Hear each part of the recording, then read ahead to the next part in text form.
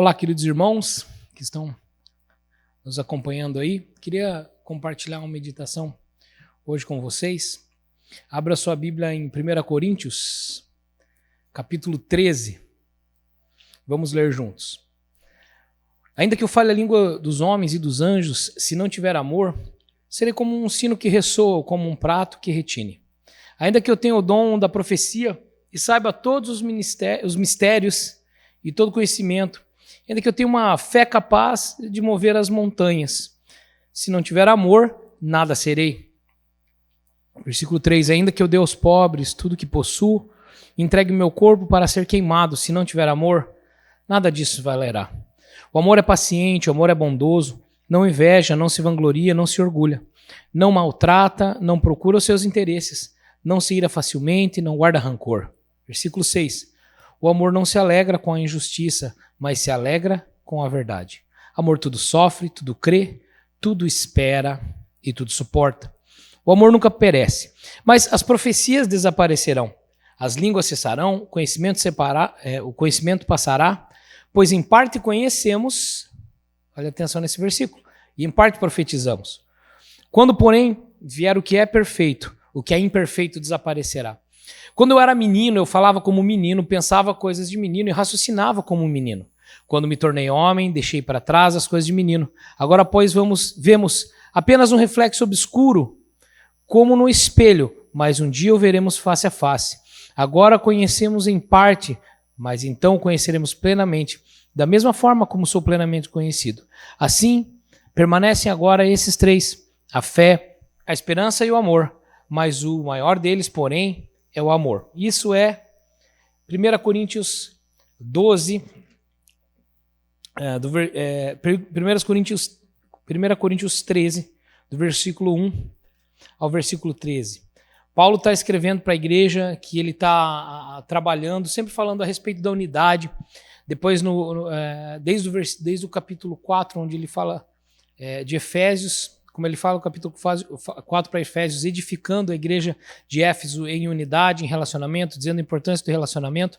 Aqui, quando ele vai falar com a igreja de Coríntios, na primeira carta aos Coríntios, ele também está falando de relações espirituais, que é entre Deus, entre o eterno e nós. Ele está falando de relações interpessoais, que também é uns aos outros, porque a nossa relação pessoal com Deus, ela uma demonstração, vamos dizer, um termômetro da nossa relação pessoal com Deus é a nossa relação de amor com as pessoas. É como nós manifestamos amor para as pessoas. Então, os nossos relacionamentos interpessoais, os relacionamentos com os nossos irmãos, eles representam, eles refletem como está acontecendo o nosso relacionamento com Deus. Então, hoje, se você sente que você tem um bom relacionamento com Deus, mas você não consegue se relacionar com as pessoas, talvez seja importante você rever em Deus quais os conceitos. E o que eu gosto desse trecho aqui, que ele está falando do amor. Ele está falando de dons, de coisas maravilhosas, de coisas sobrenaturais. Ele está falando de atos de justiça. Ele está falando de respostas de fé. Ele está falando de sacrifício próprio. Ele está falando de tanta coisa, mas ele diz, se eu fizer tudo isso, tiver todos esses dons, funcionar em todos esses níveis, e eu não tiver amor, só que o amor não se tem, o amor se manifesta, porque o amor, aqui está mostrando, o amor não é um sentimento, o amor ele sempre se reflete numa atitude em relação ao outro. Então você pode dizer, eu te amo muito, mas se as suas atitudes não são atitudes de amor, ou falar eu te amo muito, não faz diferença nenhuma. Se você fala para sua esposa, eu amo você demais, em um momento que você precisa de algo dela, mas você não faz um carinho, não trata ela com respeito, não auxilia ela nas suas necessidades. Quando Deus chama Adão, ele fala assim, Adão, eu chamei você para cuidar do jardim e para plantar. O que isso significa? Que a primeira missão do homem é ser o cuidador e ser aquele que provê. Então, se um homem não cuida da sua mulher e ele não provê para a sua mulher, mas ele diz eu te amo, as atitudes dele não mostram a mesma coisa que ele está falando. Dá a sensação de segurança para a esposa, Eu estou falando disso porque, como homem, né, eu acabo gerando uma sensação de insegurança e até uma sensação de dubiedade ou de engano. Você diz que me ama quando você precisa de alguma coisa de mim, mas na hora de me proteger, de me prover, de me cuidar. E não estou falando só provisão financeira, estou falando da provisão que o amor dá, que é a provisão emocional. Da provisão que a vida com Deus dá, que é a provisão espiritual. Os grandes papéis do homem são proteger a casa e prover sobre ela. E o interessante é que Deus primeiro diz para Adão, eu vou te dar uma tarefa, que eu vou criar você vai cuidar do jardim e você vai cultivar a terra. E depois disso, depois de cumprir essas tarefas, de dar nome aos animais, aí Deus cria a mulher e dá missão para a mulher, eu vou te criar para ajudar Adão na sua missão e para completar, porque o homem nunca é completo se a sua mulher não o completa. Então é interessante que primeiro ele deu para Adão a tarefa. Primeiro você tem que aprender a prover e cuidar. Agora que você aprendeu a prover e cuidar, eu vou te dar a mulher, que é a principal flor que você precisa prover e cuidar. Muitas vezes até ministrando para os jovens, falando com os jovens, né? Eu quero ter uma namorada, eu quero ter uma esposa. Aí você olha a vida do menino, ele não aprendeu a prover nem para ele mesmo. Ele não aprendeu a cuidar nem da própria saúde, ele não aprendeu a prover amor e cuidado nem para sua mãe, para suas irmãs, seus irmãos, mas ele quer ter uma namorada, pensando que ter uma namorada é uma moça que vai cuidar dele. Não, você não pode ter alguém que te completa se você primeiro não aprendeu a prover e cuidar. Fica a dica aí para os pais e para as mães, você tem que ensinar seus filhos a prover e cuidar, amém? Prover e cuidar, prover e proteger, se você quer que ele seja um dia um bom marido. E se você, menina, está procurando alguém para casar, você, mãe, está observando o pai, está observando o seu genro, veja a capacidade desse menino de cuidar e de prover, de proteger e de prover emocionalmente, espiritualmente e também fisicamente. É claro que a gente também vai acabar falando de finanças nisso.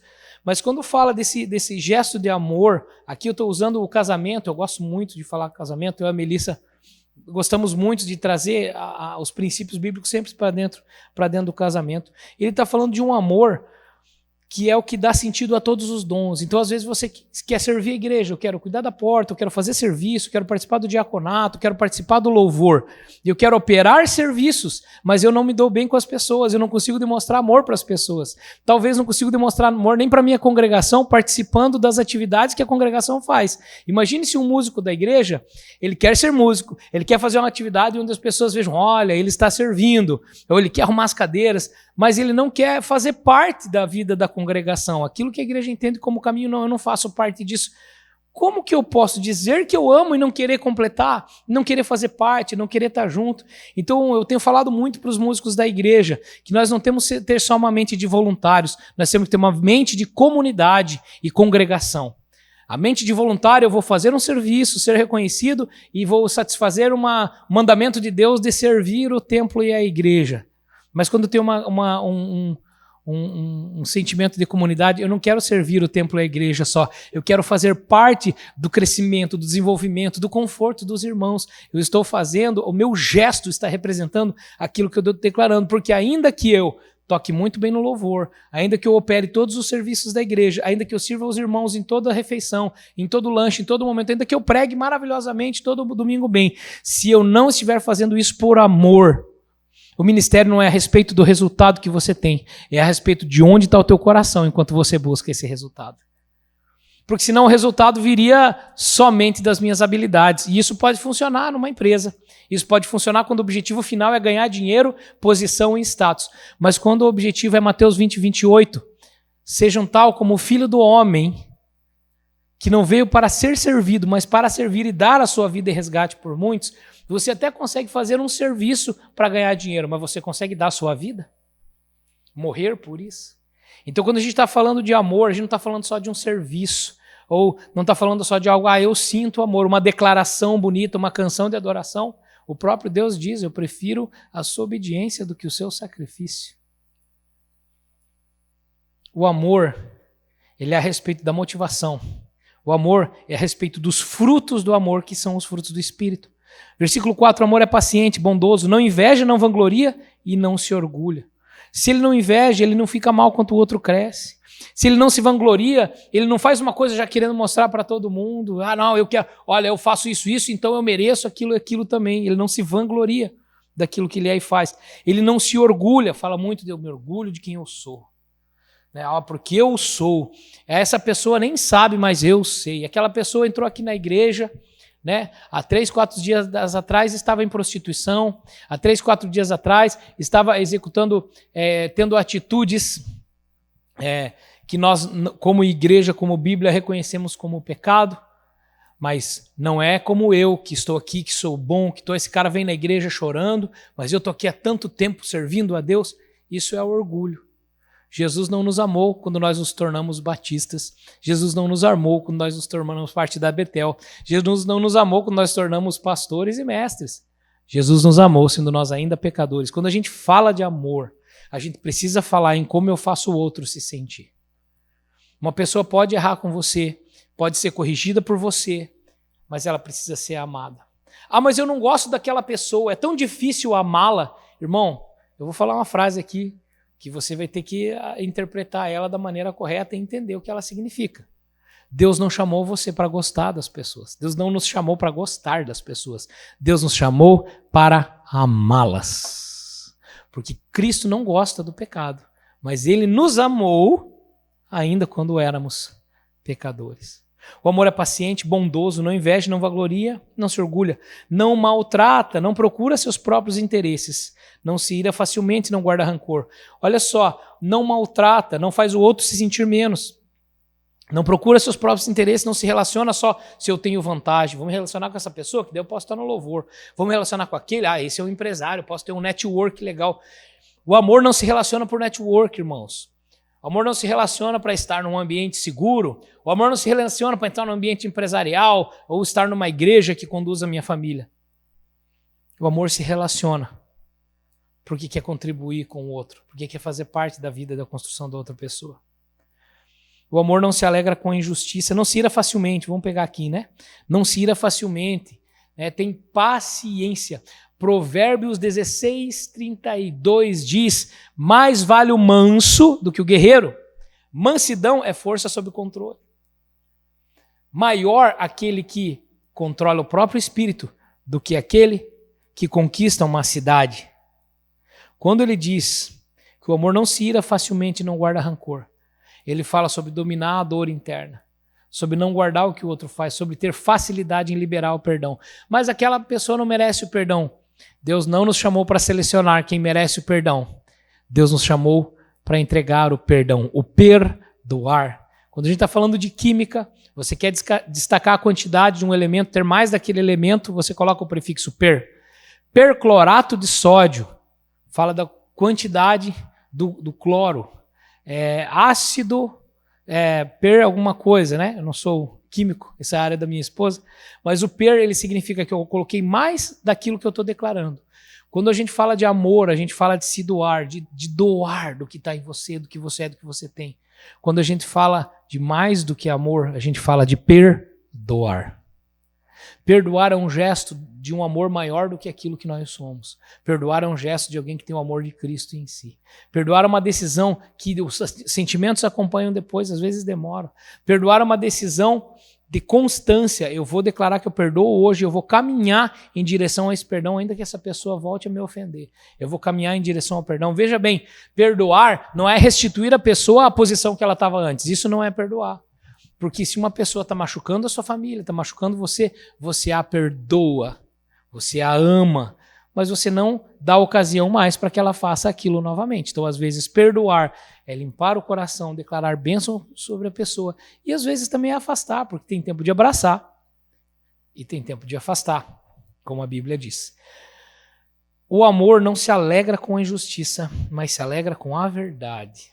A verdade, ela é às vezes fria e dura, mas quando ela entrega com amor, ela vai gerar paz. Tudo sofre, tudo crê, tudo espera, tudo suporta, tudo sofre, porque o amor, ele aprende que o sofrimento faz parte. Então, se é preciso eu aprender a sofrer para demonstrar o amor, às vezes, amar é decidir que quem vai sofrer nessa situação sou eu. Abrir mão do que é meu próprio interesse, do que me é prazer, pelo outro.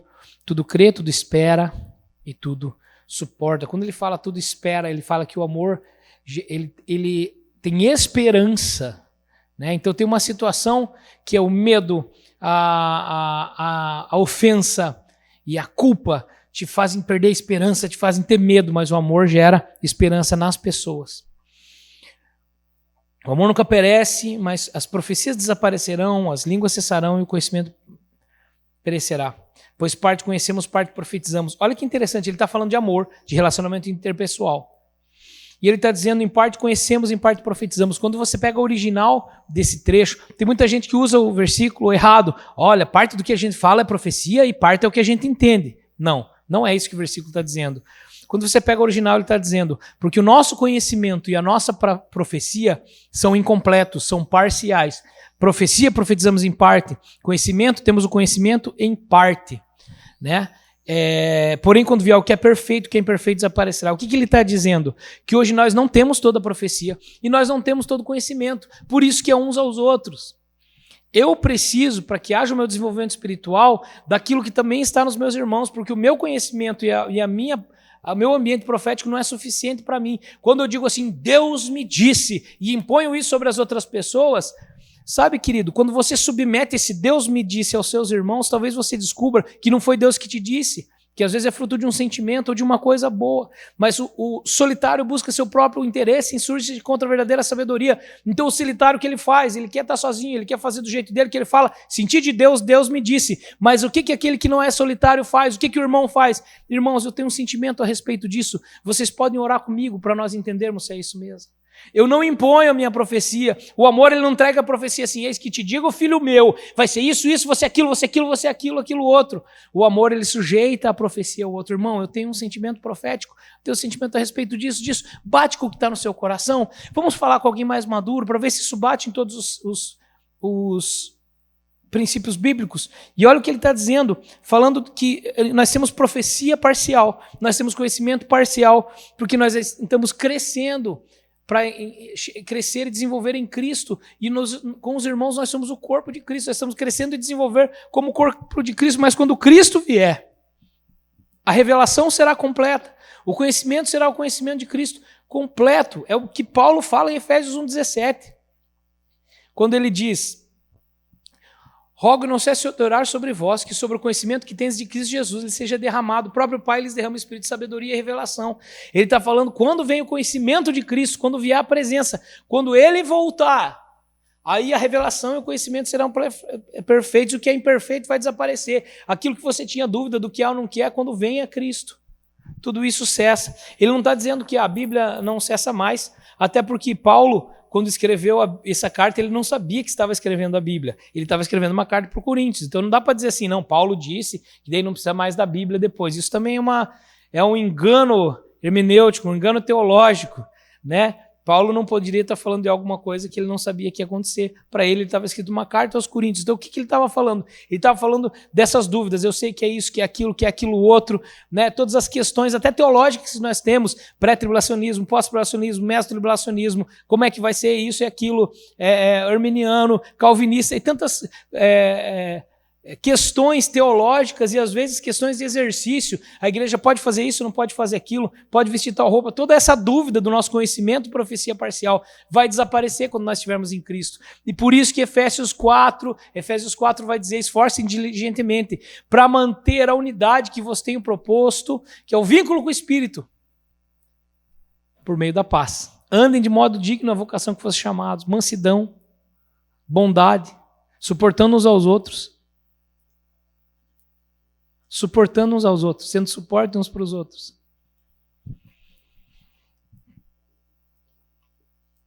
E mantenham o vínculo com o Espírito, pela paz que vocês têm entre vocês. Por isso, irmão, a gente pode fazer o que fizer aqui dentro. A gente pode ter uma igreja maravilhosa, chegar a 2.000, 3.000 pessoas, ganhar muitas pessoas para Jesus.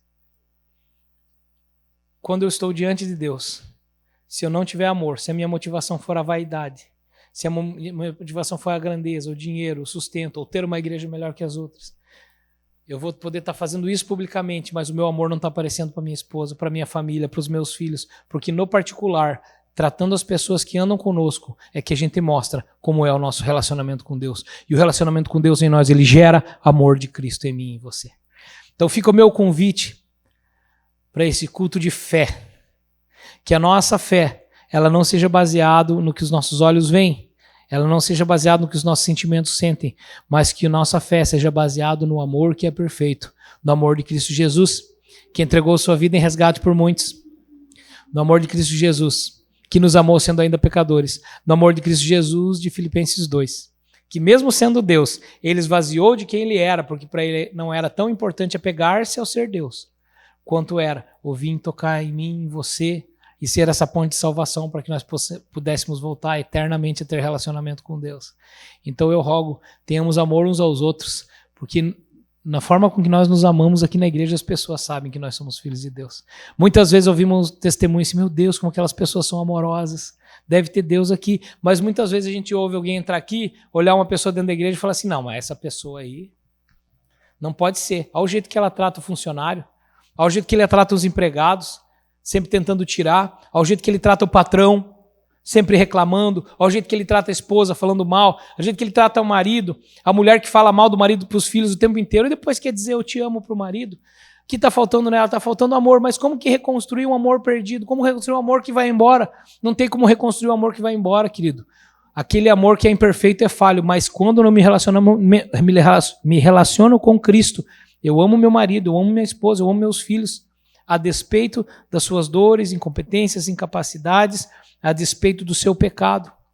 E quando eu começo a parar de julgar dores, incapacidades, pecado e atitudes, eu começo a julgar a mim mesmo, eu começo a pensar, será que essas dores, incapacidades, traumas e problemas que meu filho, minha esposa, meu marido, minha filha está tendo, será que eles não são fruto da minha falta de amor de Cristo para com eles? E quando nós olhamos para dentro do nosso coração, e descobrimos o miserável homem que somos, e nos humilhamos perante a potente mão de Deus. Eu posso lembrar de Isaías 66, 2, que diz, a esse eu estimo busco, o humilde e contrito do espírito, que treme diante das minhas palavras.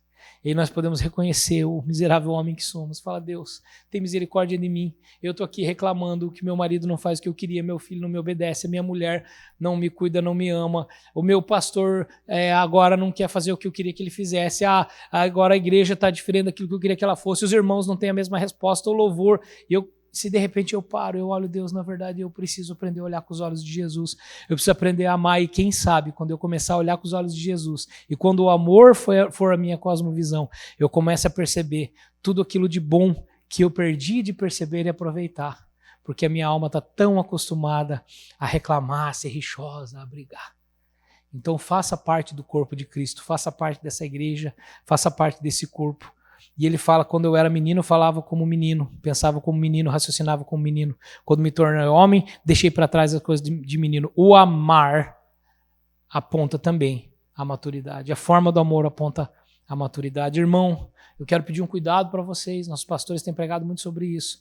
Mas eu queria dizer que quem empresta os ouvidos para a murmuração, quando você sabe que uma coisa precisamos constatar algo e consertar, olha, vi uma coisa que está errada, como a gente vai fazer para arrumar? E quando é uma murmuração demoníaca, porque quando não é murmuração, quando é cuidado, quando a motivação é amor, eu mostro aquele mesmo defeito, dizendo, viu, como a gente pode fazer para arrumar? Vamos construir, vamos chamar o pastor, vamos ter ideia, vamos chamar os irmãos, e se a gente fizer diferente, se a gente der uma dica com amor, isso aí é uma boa conversa. Mas quando é uma murmuração demoníaca, eu como cristão abrindo um rasgo, uma ferida no corpo de Cristo, permitindo que a infecção demoníaca entre, que tipo de murmuração é? Não tem jeito, eu não gosto assim, porque não deveria ser desse jeito, onde já se viu, e começa a gerar desconfiança dos irmãos. E aquele irmão que cuida disso, e aquele pastor que faz isso, começa a gerar desconfiança, e aí aquele sentimento ruim, e você sabe, quando você está num ambiente de conversa e aquele espírito maligno começa a surgir, o teu coração se incomoda. E eu queria pedir um cuidado à igreja. Quando nós emprestamos o ouvido, não tem como, nós emprestamos o coração também. Então não empreste o seu ouvido e o seu coração. Faça a pergunta, irmão, você tem alguma ideia de como a gente podia mudar? Você tá vamos conversar com... mas não adianta, porque não é... Essa é outra característica do maligno. O maligno não tem esperança, não tem solução. Mas se a gente fizesse isso, mas não adianta. Se fizesse aquilo, não tem jeito. Tá sempre não tem jeito, não adianta. e quando é benigno, quando é o fruto do amor, a mesma situação que aqui eu estou fofocando, eu estou murmurando malignamente, sem amor, mostrando que devia estar certo, que está tudo errado, que não tem, eu gero desesperança, nunca tem solução. Quando é com amor, eu vejo o mesmo problema, o mesmo defeito, mas meu coração está assim, vamos caminhar junto que a gente consegue, vamos reunir um grupo de pessoas e vamos lá falar, vamos resolver. É diferente de, vamos orar, porque isso aí está terrível. Se Deus não pôr a mão, vamos ver o que vai acontecer. Maligno. Irmãos, não vamos só orar, a gente está orando, mas temos que cuidar para não ficar falando só do que está ruim. Vamos conversar, vamos trazer uma solução.